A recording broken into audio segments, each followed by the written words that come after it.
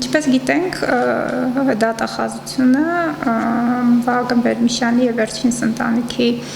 անդամների վերաբերյալ հակակոռուպցիոն քաղաքացիական գործով ի վերջո սույն թվականի ապրիլ ամսին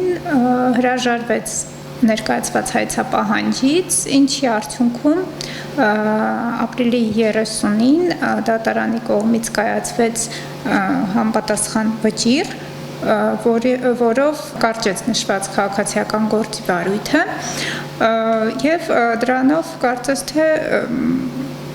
գործը ավարտված պետք է համարվեր, սակայն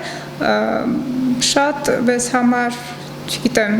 օրինակ տարակուսանք առաջացնող մի իրավիճակ, երբ օրեր առաջ ստացանք դատախազության կողմից հունիսի 19-ի ներկայացված բողոք, որով մասնակի բողոքարկվել էր դատարանի կողմից կայացված վճիռը եւ բողոքարկվել էր դատական ծախսերի մասով։ Իհարկե գործի քննության ժամանակ էլ մենք չէինք ցանկանում առանձնակի բարձրաձայնել, քանի որ հարցը գումարային էր, չէինք ցանկանում լուսաբանել այդ հարցը եւ նախընտրեցինք, որ չլուսաբանվի հենց այն նիստերը, որոնք հենց վերաբերել են դատական ծախսերի քննարկմանը, այնուամենայնիվ հաշվի առնելով բողոքի բովանդակությունը կցանկանայինք լուսաբանել, քանի որ մեզ համար տարօրինակ է եւ որպես փաստաբան թե ես թե գործընկերս բավականին տարակուսած ենք այս իրավիճակից, այսպես ասեմ, դատարանը մասնակի գրեթե 1/3 չափով էր բավարարել մեր կողմից ներկայացված փաստաբանի խելամիտ վարձատրության փոխհատուցման պահանջը, սակայն դատախազության կողմից ներկայացվել է որաքննիչ բողոք, որում հստակորեն նշվում է, որ ոչ այդ 1/3-ի չափով բավարարումը նույնպես հիմնավոր չէ եւ առհասարակ սույն գործով փաստաբանների աշխատանքը պետք է հավասար լինի 0-ի։ Նշված դիրքորոշումը հստակ արտահայտված է վերաքննիչ բողոքում, չնայած նրան, որ դատարանը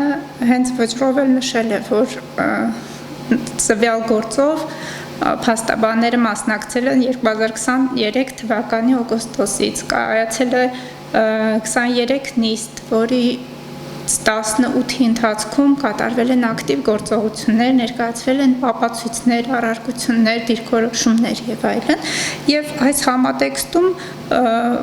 կրկին ասեմ, մեր համար տարակուսելի է, թե ինչու է կայանում, որ ՀՀ գլխավոր դատախազությունը համարում է, որ փաստաբանների աշխատանքը տվյալ դեպքում հավասար է 0-ի։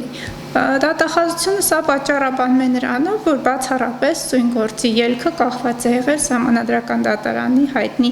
որոշման կայացմամբ եւ միայն այդ որոշումն է հիմք հանդիսացել, որպեսզի այս գործը կարճվի։ Ես հույս ունեմ, որ վերաքննիչ դատարանում վերաքննիչ հակակոռուպցիոն դատարանում քննության ընթացքում ի վերջո արդարությունը կհաղթի եւ նշված հարցին լուծում կտրվի, որովհետեւ որպես փաստաբան, որպես մասնագետ չեմ կարող թույլ տամ, որպեսզի մի քանի տարի շարունակ մեր գրասենյակի կողմից կատարված աշխատանքը մեկ փաստաթղթով, այսպես ասած, 0-ի ծվի, այսինքն կողմը ակնհայտորեն, եթե խոսքը գնար ինչ-որ մասնավոր անձի կողմից, միգուցե դա այսպես տարակուսանք չէր առաջացնի, բայց խոսքը գնում է դատախազության մասին, որը ներկայացում է պետություն, այսինքն պետության մակարդակով արժեզրկվում է տարիներ շարունակ կատարված փաստաբանի աշխատանքը եւ դա այնքան էլ ոչ էթիկայի տեսանկյունից է պատշաճ, ոչ էլ առհասարակ քաղաքացիական դատավարության կարգավորումներին է համապատասխանում։ Ցանկացած պարագայում կա եզրափակիչ դատական ակտ, դատավարը պարտավոր է անդրադառնալ այդ ակտով, թե դատական ծախսերին, այդ թվում փաստաբանի խելամիտ վարձատրության հարցին եւ դատարանն անդրադարձել է, թե ինչ գումարի չափով է անդրադարձել, դա հիմնավորված է եւ մեր վստահորդները որոշել են առհասարակ դրան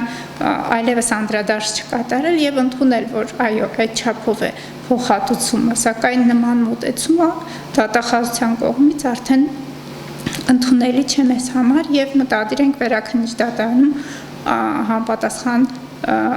միջոցառումներ ձեռնարկել, ներկայացնել պատասխան, առարկել եւ այլն։ ՍԴ որոշումը արդեն իսկ հայտնել եմ։ Երկու մասի կիսեց այս գործընթացը, այսինքն հնարավորություն տվեց բոլոր առկա հակակոռուպցիոն քաղաքացիական դատարանի վարույթում քննվող գործերը որոշակի ձևով տարանջատել, այսինքն այն գործերը, որոնք ակնհայտ անհիմն են ներկայացված, որոնք այն գույքերի մասով, որոնք ձեռք են բերվել մինչև որոշակի հանգամանքների հայտ գալը, հնարավորություն է տալիս, այսպես ասած, բեռնաթափել դատարանը այդ ավելորդ քննություններից եւ քննել այն, ինչը որ այսպես թե այնպես կախված է տվյալ անձի պաշտոնական գործունեության հետ կամ նրան վերագրվող հանցագործության հետ։ Կարծում եմ նշված որոշումը բավականին կարևոր է, էական է եւ դրական գործընթաց է եւ հետագայում նշված որոշումը արդեն իսկ կկանխորոշի ակնհայտ անհիմն հայցադիմներ ներկայացնելու այդ վտանգը։